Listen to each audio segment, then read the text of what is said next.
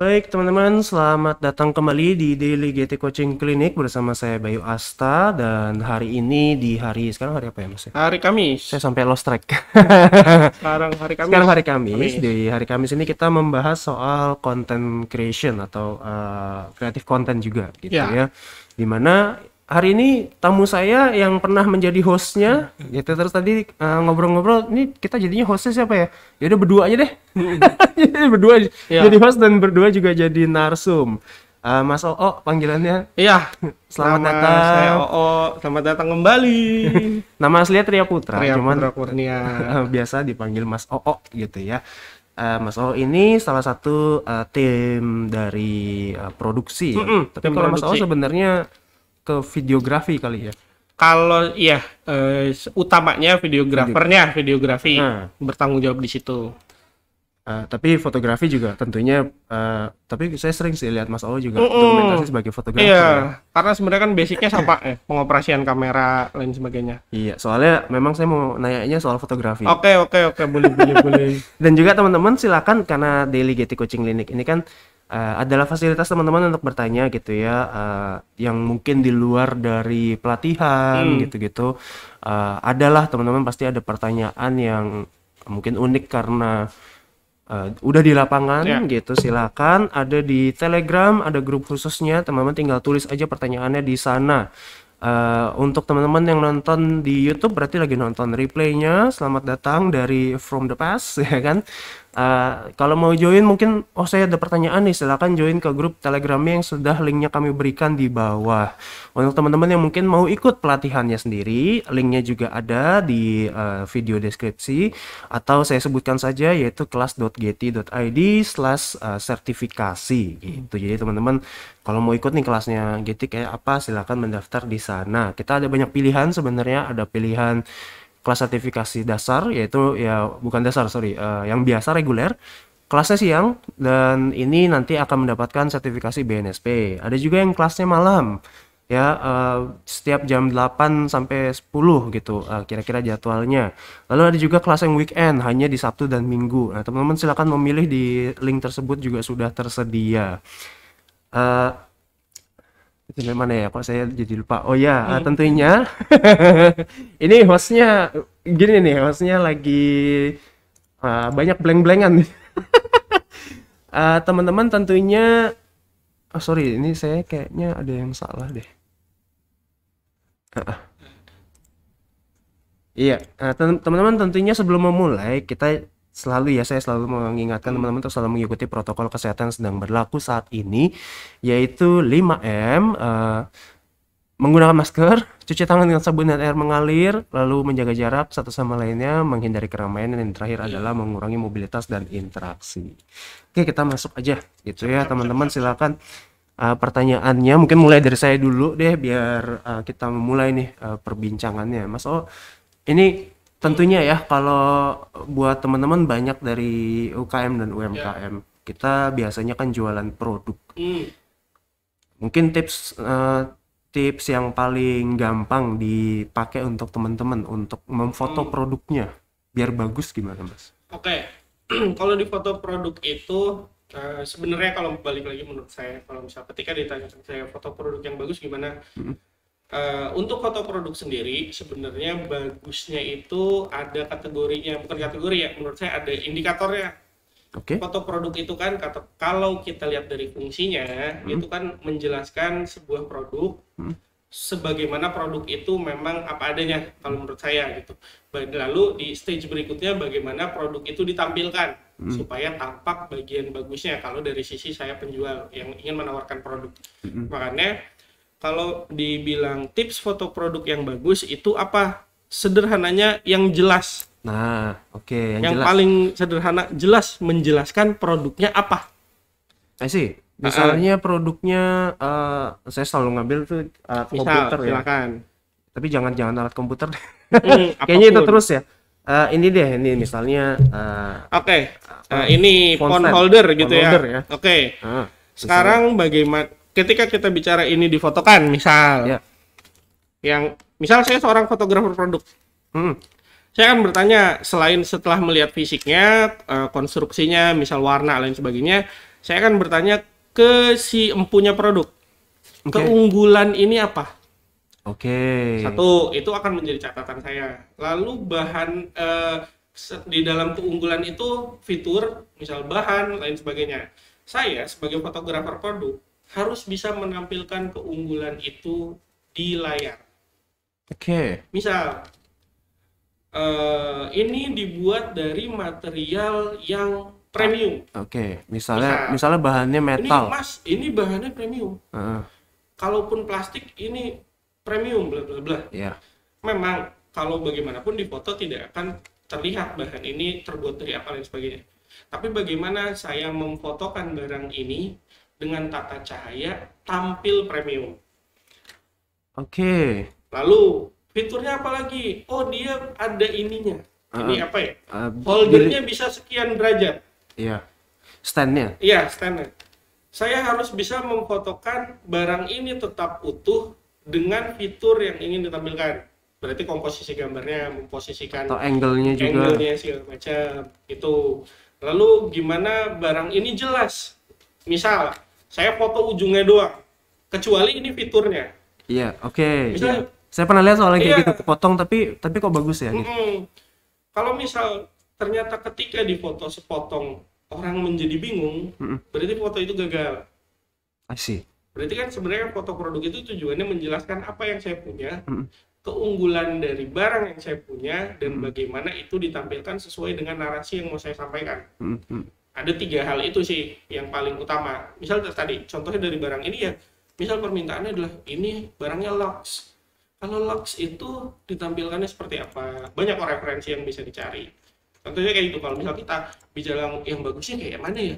Yang bagusnya adalah orang ketika melihat barang kamu mendapatkan pesan yang sesuai dari apa yang mau disampaikan barangnya. Jadi ini nggak cuma soal angle-nya doang, Mas. Bukan, enggak. Tata cahaya pun mempengaruhi. Oke, mungkin teman-teman nggak semuanya punya studio nih, Mas, ceritanya. Jadi biar tata cahayanya bagus. Tata cahaya yang bagus itu tidak selalu datang dari lampu yang bagus. Memang di kebutuhan industri, produksi besar, lain sebagainya, cahaya itu namanya fotografi, cahaya itu adalah yang utama. Karena katanya fotografi akan menggambar dengan cahaya, lalu menangkap cahaya yang dipantulkan ke objek dan direkam gitu. Akhirnya kan direkam sebagai gambar. Memang kalau misalnya ditanya lighting yang bagus akan mempengaruhi hasil nggak? Sangat. Sangat. Tapi banyak orang juga bisa menggunakan contohnya yang ada di rumah. Center handphone yang itu flashlight-nya atau lampu belajar atau apapun sumber cahaya itu sebenarnya bisa digunakan untuk menghasilkan gambar-gambar yang kita inginkan. Misal menghasilkan gambar yang kesannya premium, tapi saya cuma punya lampu handphone. Saya pernah kok bikin foto atau video yang cuma menampilkan sudut-sudut, waktu itu botol parfum. Biasanya kan foto atau video premium itu gelap, lalu pantulan cahaya yang mantul. Kalau barang premium selalu kayak gitu, selalu kayak gitu. Gelap backgroundnya, tapi produknya terang. Itu gimana kita sebenarnya? Caranya kita dapat cara-cara kayak gitu banyak kok di YouTube, kayak DIY foto produk, DIY bla bla bla. Itu banyak. Mereka dengan bermodalkan lampu handphone atau lampu meja belajar lain sebagainya itu bisa. Karena sebenarnya bukan alatnya, tapi bagaimana menempatkan cahaya itu, sumber cahaya itu jatuh di tempat yang tepat dan menyinari lokasi yang tepat dari benda yang kita mau foto. Oke, jadi sebenarnya nggak harus pakai lighting box yang gimana. Iya, ada waktunya harus pakai itu. Iya. Saya nggak mungkin memfoto mobil BMW dengan lampu handphone. Oh iya, tapi kalau jual mobil nggak usah BMW, jual mobil. Iya. Nilai yang sudah besar, teman-teman harus modal lah. Makanya gitu. Ketika beli. harus punya. Jadi kalau ditanya, lalu sumber cahaya apa yang bisa menghasilkan foto produk bagus gitu ya? Sumber cahaya yang cukup, yang sesuai dengan kebutuhannya gitu sebenarnya. Lebih bagus, lebih mahal ya. Kalau dulu ya Mas, saya sambil share juga. Iya. Kalau dulu saya di toko online saya pun foto produk itu selalu di luar, di outdoor dan siang. Iya. Tapi jangan jam 12, jadi kayak jam 2. Ya, benar. Lewat dari jam 2 karena nggak glare kan. Iya. Tapi dengan begitu kan jelas banget ya Mas ya. Itu bisa juga mungkin buat Bisa, tips teman-teman. makanya kalau yang tadi saya sebutkan itu berarti fotonya itu lebih banyak kayak kenapa tadi menyebutkan premium bla bla bla. Itu ada proses membuat foto yang premium gitu ya. Misal kita judulkan itu. Tapi ada lagi foto produk yang biasa kita temukan di marketplace. Itu kan sama, itu kalau boleh dibilang ya sudah background putih yang kontras dengan barangnya gitu kan. Menampilkan barang itu utuh dari segala sisi dengan lampu yang rata, itu cukup. Itu juga cukup gitu. Tadi yang Mas Bayu bilang outdoor kalau bisa jangan jam 12, malah kalau bisa pagi.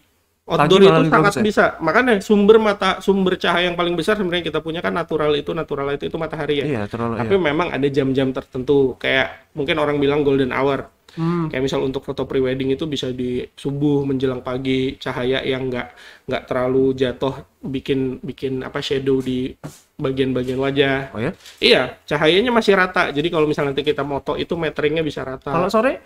Sore pun ada jam 5 sampai jam 6 lagi. Jadi golden hour di sekitar situ. Oh, oke. Tapi kalau misal mau tengah hari saya harus memfoto produk saya gimana, banyak cara. Salah satunya bikin diffuser, bikin reflektor. Karena cahaya matahari itu kan kita nggak bisa kontrol, datangnya ya begitu. Oke, pertanyaan dulu. Reflektor tuh. Reflektor itu fungsinya memantulkan cahaya. Oke. Kayak misal, Mas Bayu memfoto, let's say barangnya jam 12 siang. Jam 12 siang itu cahaya kan dari atas, bener-bener dari atas. Berarti bentuk bayangannya akan ya sudah di situ. Tapi di bayangannya itu akan tegak lurus gitu ya. Misal barangnya melekuk ya akan di bawahnya ini sisinya gelap jadi dan bayangan. sebagainya. Tapi kita kan butuh cahaya yang smooth, yang rata, yang semuanya kena bagian. Lalu gimana sih caranya untuk ini yang bagian yang kena, yang jadi ada bayangannya tetap keisi cahaya? Kita buatlah reflektor. Reflektor itu fungsinya ngebounce cahaya, membalikan cahaya. Buatnya pakai bahannya apa? Yang paling mudah kertas putih, Oh, kertas HVS. oh, nggak harus benar-benar mantulin kayak cermin ya? Enggak, malah bukan cermin. Sebenarnya memantulkan secara membiaskan. Jadi mantulnya bukan seperti sifat cermin yang mantul, tapi media putih yang ketika kena cahaya kan dia memantulkan cahaya kembali. Nah itu kalau misal kita ngomongin DIY di rumah, gue cuma punya styrofoam misal yang bisa digunakan styrofoam putih. Kalau mau foto siang hari ya, balik lagi. Lalu kayak cahaya matahari itu kan nggak bisa kita kontrol. Satu, berarti cahayanya akan keras turunnya. Kita berarti dihaluskannya maka apa? Setelah tadi untuk mengisi fill shadow dengan itu pakai reflektor supaya rata, atau cahayanya kita diffuse dengan kain putih.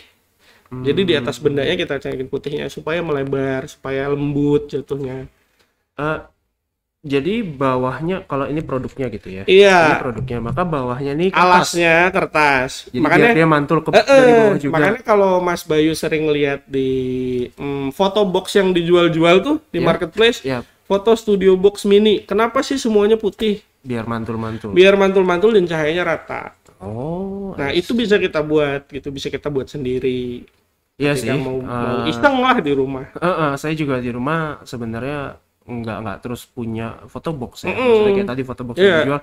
Saya nggak sih. Kenapa? Karena saya akhirnya bikin sendiri aja. Bikin sendiri. Pokoknya kotak terus putih. Saya nggak paham tuh ternyata putihnya tuh artinya maksudnya. Putihnya buat ngereflek. Oh. Jadi misal kenapa dalam satu foto box itu putih semua, sementara cahayanya cuma satu di atas. Iya. Dia akan memantul semua, muter di situ, mantulin di sini, ke sini, akan rata lah. Makanya juga dia pakai putih ya, karena mantulinnya supaya semuanya kan mantulinnya putih. Kalau kainnya warna hijau, soalnya memang jadi hijau. Iya. Walaupun nantinya kita crop, nantinya hijau. Akan nyisa. Ininya nyisa akan hijau. nyisa. I see. Tadi terus Mas bilang atasnya dikasih. Oke, sekarang gini. Ada diffuser. Diffuser itu kan fungsinya ini ya, ngediffuse cahaya. Iya. Nah, mungkin kalau misal bisa dilihat di YouTube ini adalah di studio ini beberapa light box kita gitu ya, beberapa soft box kita ada lapisan kain putih di depannya. Fungsinya apa sih? Supaya cahaya yang jatuh itu tidak keras. Saya boleh ngambil nggak? Misal? Boleh. Silakan. Nah ya teman-teman. Mungkin yang tapi sebenarnya sih kelihatan ya kalau apa sih teman-teman buka buka marketplace lah, buka Tokopedia ini banyak yang jual, tapi ini udah yang bagus banget. Nah ini kalau bisa boleh dilihat kan lapisan depannya ini namanya diffuser. Fungsinya apa? Mendiffuse ya. Bentuknya kayak payung Nah, tapi depannya ada kainnya gitu, teman-teman. Yang poin utama ini adalah kain depannya deh yang putih. Dia itu fungsinya menyebarkan cahaya. Yang putihnya ini ya. Ini bisa dibuka nggak, Mas? Bisa. Itu silakan. Ada ininya kok. Nah, itu. Nah, itu ada diffuser lagi dalamnya. Dia double. Biar teman-teman lihat mungkin perlengkapan kita. Oh, bukan maksudnya. Kalau memang sudah niat sih ya akan pakai alat-alat seperti ini. Kita karena punya studio sih, teman-teman. Iya, karena kebetulan lengkap lah di sini. Jadi ini diffuser. Iya, itu diffuser. Fungsinya diffuser. Nah, diffuser itu sebenarnya apa sih? Apakah harus kain ini? Tidak. Ketika kita di rumah punya kain putih gitu ya, yang penting putih dan punya transparansi yang lumayan, itu bisa kita gunakan. Oke, kain putih biasa lah ya. Yang Kain tipis putih biasa mungkin. bisa. Kain putih tipis gitu ya. Walaupun tebal bisa, tapi apa konsekuensinya? Ketika tebal, cahaya yang akan jatuh ke barang kita semakin kecil. Semakin kecil. Ya. Cuma gitu aja. Karena fungsinya dari diffuser itu adalah menyebarkan cahaya supaya bayangkan misal center kita tembakan, biasanya kan terlihat tuh garis lurus cahayanya. Tapi ketika kena diffuser, dia akan ngelebar sesuai dimensi diffusernya seberapa besar. Itu akan menjadikan produk yang kita foto memiliki cahaya yang jatuh ke barangnya itu halus, rata. Paling kelihatan tuh kayak di kalau bayangannya ya, Mas. Iya, Ya? dari bayangannya pun akan kelihatan. Ini Jadi saya- nggak keras, bayangannya itu akan lembut. Saya jadi ingat mungkin karena habis ngutak-atik 3D kali ya. Eh, Saya kan betul, di 3D persis. Blender ya. Jadi kalau dia strong banget, teman-teman, bayangannya tuh garis gitu Garis. bentuknya. Akan Jadi membentuk apa bendanya. bendanya. Tapi kalau memang dia soft, nanti bayangannya bentuknya makin ngebulet lah Iya, gampangnya. Jadi dan itu Persis fading seperti itu. gitu ya. Iya. Yang lebih bagus yang seperti itu kan? Iya, yang lebih bagus. Heeh. Terutama kalau di orang tuh kelihatan banget sih, Mas. Sangat. Ya kan? Makanya kan Iya, kenapa bayangan gitu misalnya mata. kalau kita datang ke ini deh, kita khususnya yang lebih banyak ini fotografi, kita sebutkan produk ya, samalah. Produk-produk kecantikan yang menyertakan model. Iya. Itu mutlak. Bukan mutlak ya. Sebenarnya tergantung kebutuhannya. Saya mau menampilkan ini ke arah mana, stylenya seperti apa. Ada kok gitu produk-produk beauty yang memang segmennya adalah bukan segmen ya. Yang mau diceritakannya adalah misal 90s bla bla bla dengan feel-nya mereka yang tidak terlalu modern, lalu memakai lighting yang memang menjatuhkan cahaya yang menjatuhkan bayangan yang akhirnya begitu tajam. Itu kan sebenarnya tergantung kita maunya seperti apa. Cuma ketika kita beauty fotografi, apalagi untuk produk kecantikan, biasanya memang yang digunakan diffuser, lightingnya itu memang udah Softening semua lah ya. high end lah. Karena kita mau ngejar produk yang lux banget, yang beautiful banget, segala macam. Memang itu akhirnya fotografi produk itu tadi mahal apa murah? Bisa mahal semahal-mahal ya, bisa murah semurah-murahnya gitu. Saya pikir yang dimaksud dengan reflektor tuh bahan ininya nih, Mas. Itu pun mereflektor juga, itu bagian reflektor. Nah, yang saya pikir tadi Mas Aul bilang pakai reflektor DIY reflektor itu harus kayak gini. Enggak ya. Sebenarnya apapun yang merefleksikan cahaya bisa disebut reflektor. Saya tahu ini memang merefleksikan cahaya. Supaya terpusat ke depan. Iya. Akhirnya kan mengarahkan itu ke depan lalu di-diffuse oleh di depannya supaya lebih rata. Kan kayak center juga yang center bohlam itu Betul. juga kan bukan cuma lampu doang tapi dia sebenarnya Ada ada reflektor reflektornya gitu. Jadi untuk memfokuskan cahaya iya. supaya nggak terlalu menyebar. Oke. Nah, tadi Mas O sempat bilang soal apa namanya? Nggak harus mahal. Bisa mahal tapi nggak harus mahal. Biasanya Mas concern dari teman-teman UKM gitu ya, kita yang baru mulai bisnis itu UMKM lah, yang baru mau mulai bisnis itu kan terbatas di dana. Ya. Soal alatnya, kalau di sini alhamdulillah memang kita punya banyak kamera, tapi teman-teman kan nggak selalu punya kamera. Betul. Sebenarnya HP aja cukup dong. Cukup. Kalau ditanya nih lebih lanjut, soalnya pernah juga ada pertanyaan gini, HP yang harga berapa yang udah cukup? Entry level, let's say sekarang berapa handphone terbaru yang bisa dijangkau orang? 2 juta? Ya misalnya. Bisa. Oh ya? Iya. Udah cukup ya? Udah. Ditanya lagi, foto produk Anda mau ditampilkan di mana? Oh, oke. Kalau cuma di sosial media, di sosial media, marketplace yang tidak butuh resolusi besar, ukuran gambar yang besar, fine. Udah ada aplikasi editing di handphone, kamera handphone sekarang kan 12 megapiksel ada. 20 megapiksel, ada apa yang entry level saja udah bisa bilang di atas 10 megapiksel mungkin. Ya sekecil-kecilnya kayaknya 8 8 megapiksel. sekarang ya. 8 megapiksel untuk ditampilkan di layar handphone di marketplace Kecuali yang orang HP-nya banyak teman-teman itu. benar-benar udah lama banget ya. Heeh. Kecuali begitu. Itu sangat bisa, Mas Bay. Balik lagi, apa sih yang dibutuhkan dari fotografi? Cahaya. Yang penting cahayanya cukup, Hasilnya juga jadi bagus. hasilnya menjadi bagus. Oke.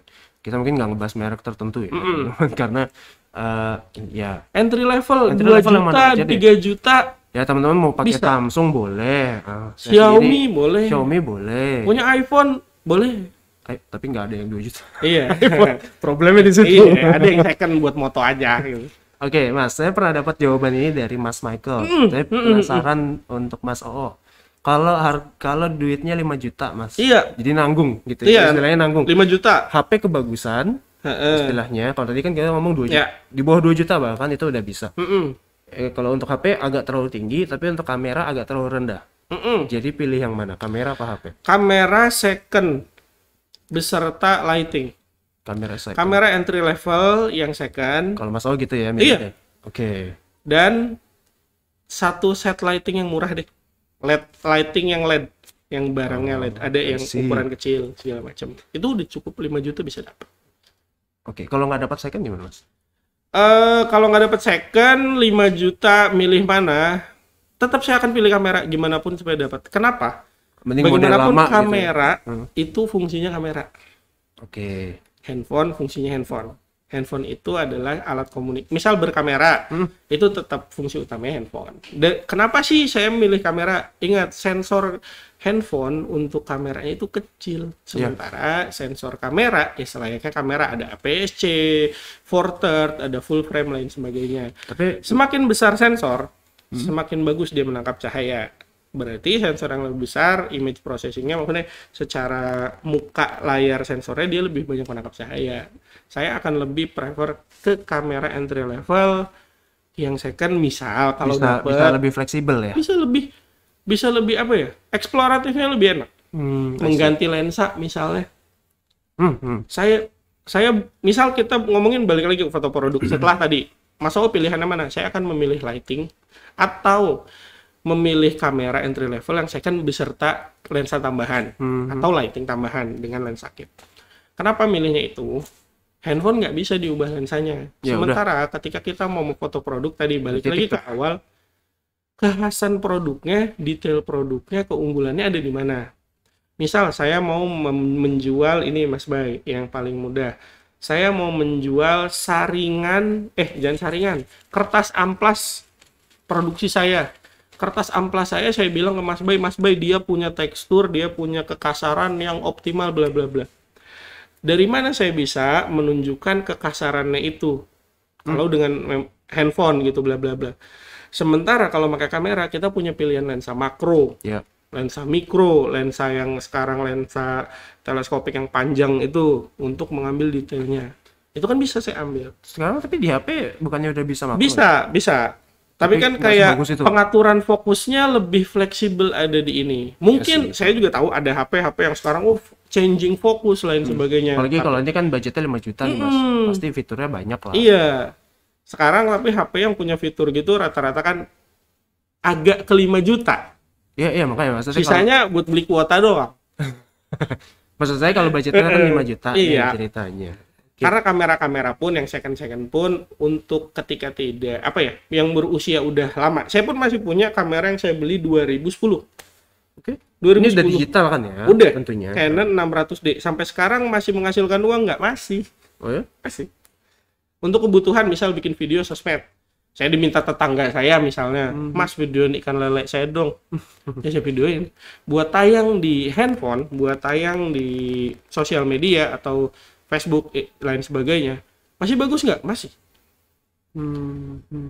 Fleksibel nggak untuk ngambil gambar-gambar? Enak. Bisa ganti lensa kalau kita nggak punya lensa. Mungkin ya tambahannya gini, pastiin dulu teman-teman HP-nya udah cukup, makanya kenapa kita beli kamera.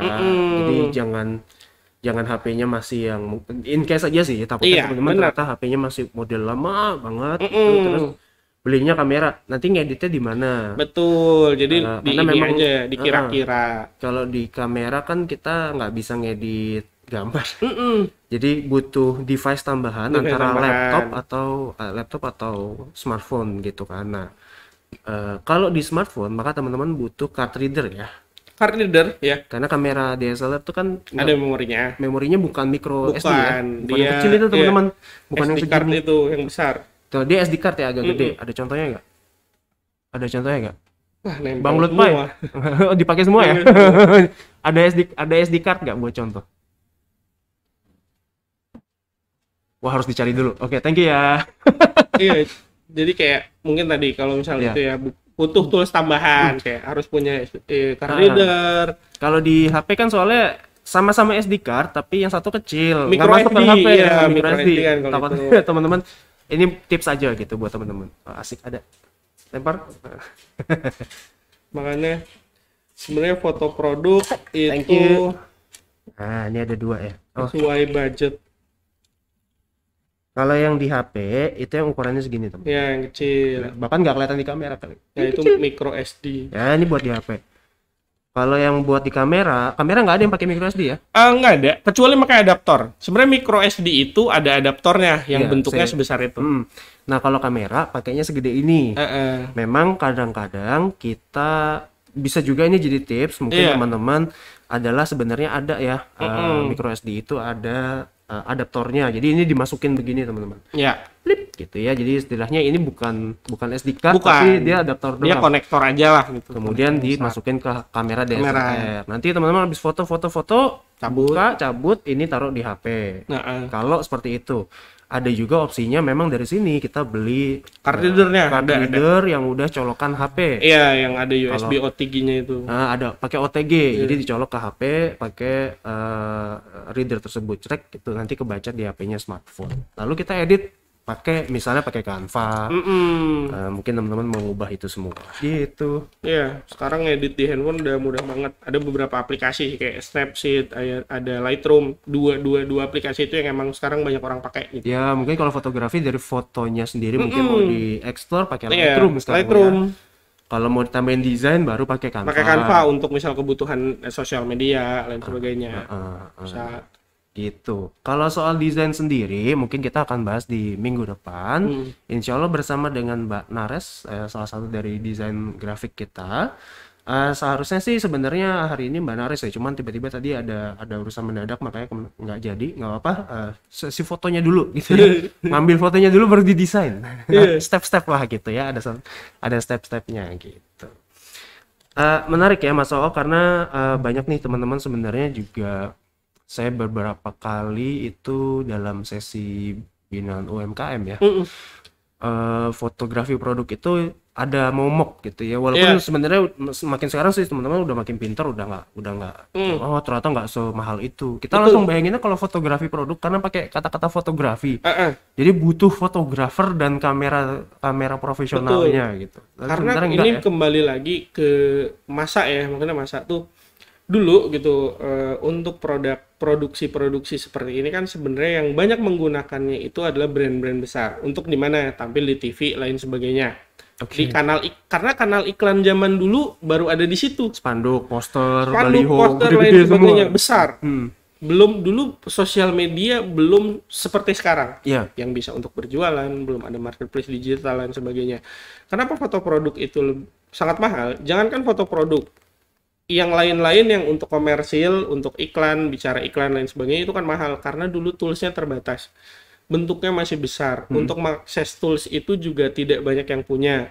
Akhirnya biayanya menjadi besar karena banyak faktor produksinya. Sementara sekarang gitu, ketika fotografi itu ada dalam genggaman, ketika editing ada ke dalam genggaman lain sebagainya, semua sudah bisa melakukan fotografi produk.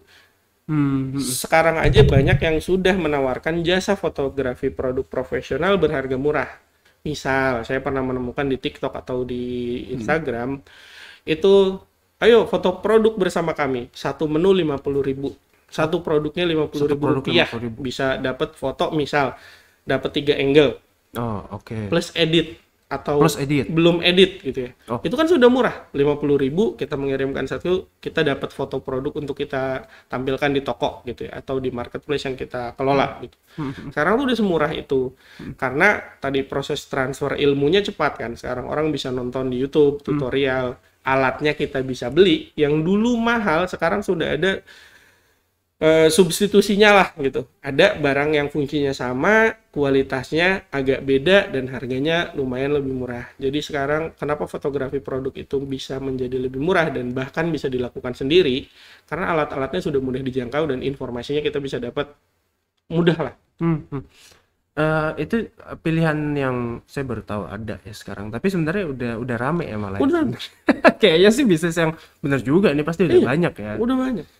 Oke, mungkin teman-teman kalau mau nyoba dulu kali ya hasilnya yang langsung mau bagus dan udah deh nggak usah beli alat. Ya itu bisa juga ya. Bisa, kita sewa fotografer. Saya fotografer, kayak ada beberapa teman saya sendiri memang bekerja seperti itu. Dia tuh kayak setiap minggu tuh datang paket-paket produk kiriman kliennya. Jadi kliennya ngirim, ya? ngirim ke saya gitu. Misal saya yang melakukan foto produk. Oke mas, saya deal ya 3 produk. Produknya ABCD, sudah saya kasih briefnya, saya pengen fotonya begini, saya kirim ke dia. Nanti kan kembalinya ke saya fotonya, file. Jadi dia tuh kayak tiap minggu tuh dapat ada 3 barang, ada apa, ya sudah dia fotokan itu saja gitu. Ya, benar itu udah jadi kayak apa ya? Jasa foto rumahan Jasa gitu. foto rumahan. Foto produk.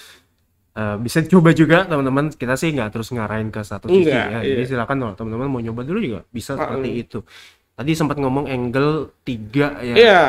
Ini mungkin saya sempat dapat pertanyaan foto produk itu apa namanya? Saya pilih yang mana? Soalnya kan ada pilihan background putih, pakai background apa pakai hiasan. Kenapa nggak semuanya? Jawaban saya gitu mas, karena di marketplace terutama ya di marketplace itu kan kita bisa masukin foto tuh kalau nggak salah 5 foto dan 1 video. Ya, 1 video. Nah, jadi teman-teman ya pakai 5-5-nya gitu ya, jangan cuman 1, jangan cuma 2, 5-5-nya kalau bisa. Angle-nya yang mana aja gitu, terus mungkin gaya yang bermacam-macam tadi ya mas ya. Satu lagi adalah video buat apa? Video itu buat, saya sering lihat nih gini nih, video itu misalnya ini produknya dia muter. Iya, ada ininya, ada table-nya tuh. Ada turntable. Tapi kalau teman-teman, wah saya nggak punya turntable, ya udah ngerekamnya gini. Iya, diputer-puter. Gitu ya, kita muter-muter ya. Kita muter-muter sendiri gitu ya. Itu bagus untuk showcasing produk. Iya, betul. Tuh. Jadi sebenarnya teman-teman triknya selalu ada ya. Ada. Makanya kalau misal ngeliat di marketplace, maksudnya di tempat-tempat kita berjualan online, kenapa sih ada 5? Betul Mas Bayu, kita manfaatkan semuanya. Kenapa? Foto pertama tampak depan, foto kedua tampak samping, tampak sini, lalu tampak mana lagi. Yang penting apa sih yang menjadi fitur produk itu yang harus ditampilkan gitu, supaya orang bisa tahu apa yang dibeli. Kenapa foto produk itu selalu utuh barangnya kecuali detail. Misal kita mau menampilkan jahitannya rapi, kadang kita akan fokus ke jahitannya doang. Tapi kan utamanya foto itu detail, foto itu general yang utuh semua dan dari berbagai sisi supaya orang, oh iya ini yang produk saya mau beli, ini sisi kanannya, kirinya, ini belakangnya, bawahnya gitu. Yang penting dalam foto produk itu lengkap lah. Barang itu ketika difotokan utuh gitu. Oh ada depannya, ada sampingnya, ada segala macam. Ya jadi teman-teman juga kalau foto produk ya yang utuh lah ya. Kecuali mau ngasih detail tertentu. Tapi itu pun kan udah berarti bukan foto utama. Bukan foto utama, ya, dia akan menambahkan dan biasanya dikasih keterangan.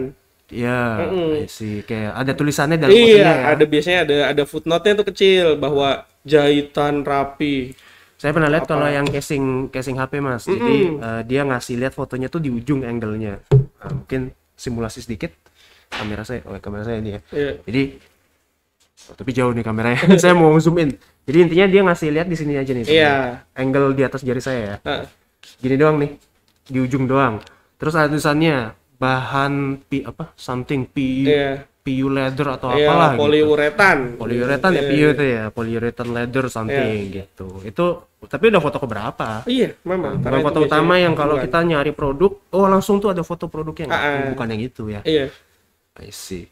Jadi mungkin patokannya gampangnya gini ya Mas Oyo ya. 4 angle, Bisa, satu bisa. detail, satu video. Bisa, kalau misal di marketplace itu usahakan jika memang ada 5. Pertama, misal angle-angle dari produknya. Kalau bisa disematkan foto real yang mungkin tanpa edit yang kita pegang sendiri. Supaya orang percaya bahwa kita memang punya barang itu. Oh iya tuh bener tuh Mas. Itu. Itu dulu saya lakukan kayak gitu juga Iya, tuh. soalnya banyak orang yang fotonya ngambil dari mana, Ngambil mana. dari reseller kan gitu. Itu banyak kan. Pastikan aja kalau bisa sematkan satu foto itu memang foto yang beserta misal watermarknya atau memang kita pegang sendiri barangnya supaya orang lebih percaya. Itu untuk kebutuhan marketplace ya. Jadi nggak selalu background putih ya. Nggak selalu. Makanya kalau background pun gini Mas Bay. Kalaupun tidak putih, carilah background yang memang mendukung produk itu.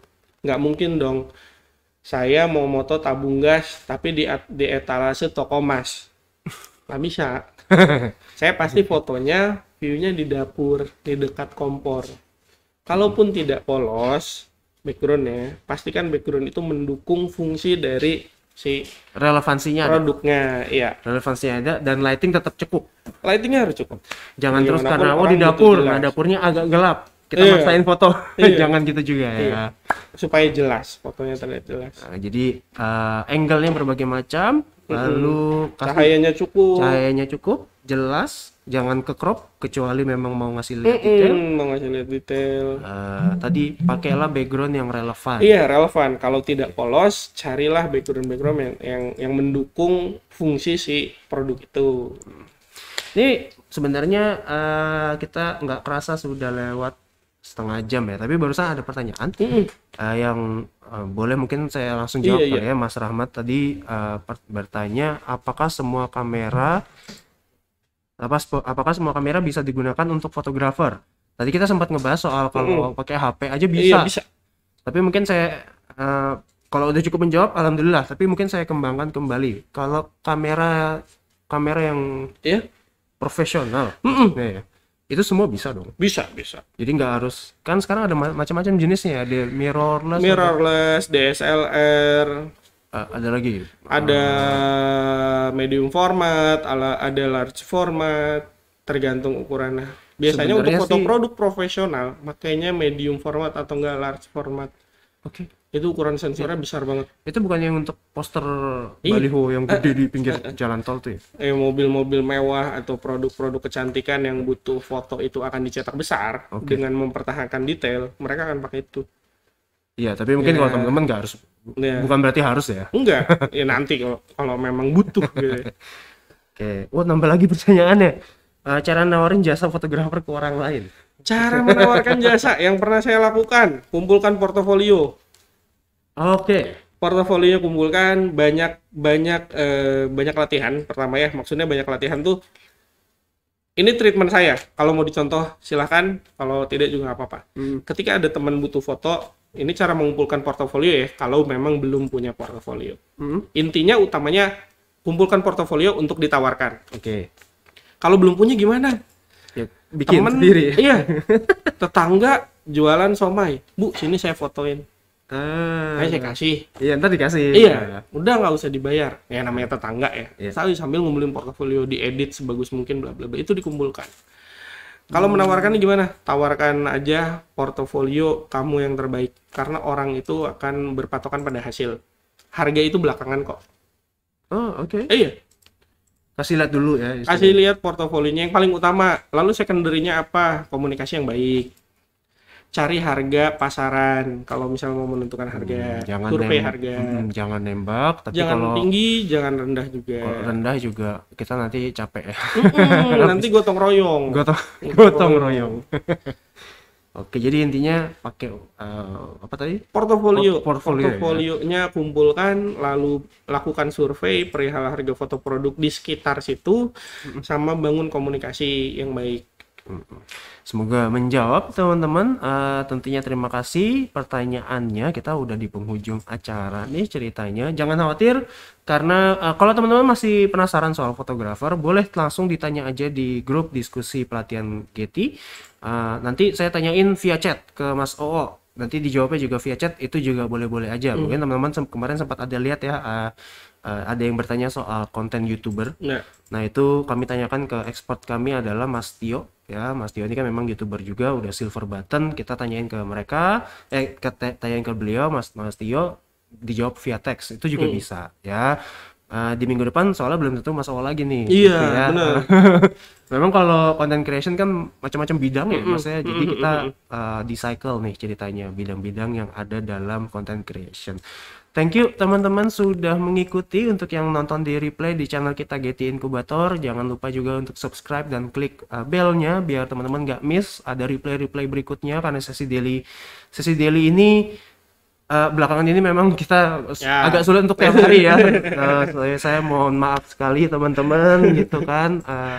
Memang banyak lah ya kegiatan kita di luar. Lagi sedang ini ya, rapat lah kegiatannya. Iya, lagi padat merayap. Lagi padat merayap gitu kan. Tapi memang kita usahakan selalu tiap hari. Tentunya tiap minggu sih jelas ada gitu. Kalau tiap minggu jelas ada. Yang bisa saya janjikan saat ini itu ya, karena kita padat banget. Iya, sedang padat. Gitu teman-teman, thank you, dan sampai ketemu lagi di sesi berikutnya. Sebelum mengakhiri tentunya saya mengingatkan teman-teman untuk selalu mengikuti protokol kesehatan sedang berlaku saat ini. Yang pertama adalah menggunakan masker, lalu cuci tangan dengan sabun dan air mengalir, menjaga jarak satu sama lainnya, menghindari keramaian, dan terakhir adalah mengurangi mobilitas dan interaksi. Again saya ucapkan terima kasih dan juga thank you Mas Oo sudah spend time. Biasanya Mas Oo ini ada di belakang kamera bersama dengan teman-teman yang lain, Mas Iqbal, Mas Lutfi, dan Mas siapa nih anak baru? Mas Abdul. Anak baru tapi senior. Halo. Ya, biasanya di belakang tapi Mas sudah jadi host atau jadi narsum gitu ya. Thank you teman-teman, dan juga saya ucapkan salam. Assalamualaikum warahmatullahi wabarakatuh. Waalaikumsalam warahmatullahi wabarakatuh.